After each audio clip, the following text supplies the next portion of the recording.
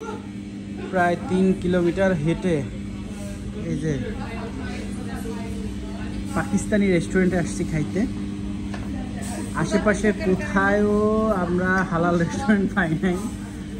China টাউনে ঢুইকা কোথায়ও হালাল restaurant না পাই, পরে 3 কিলোমিটার গুগলে সার্চ করে এই যে আসছি।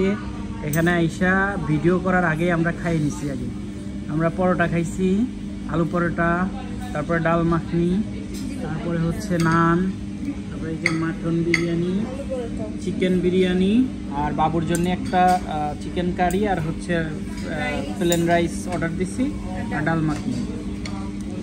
তো এই হচ্ছে অবস্থা। এইটা হচ্ছে রেস্টুরেন্ট, এটা হচ্ছে চায়না টাউনে আয়াম চায়না টাউন বিল্ডিংয়ের 2য় তলায়। যদি কেউ চায়না টাউনে এসে হালাল খাবার চান তাহলে আয়াম চায়না টাউনের 2য় তলায় চলে আসবেন, তাহলে এখানে হালাল খাবার পাবেন এবং পাকিস্তানি খাবার পাবেন। এদের বিহেভিয়ারও খুব ভালো এবং খুব আন্তরিক এরা।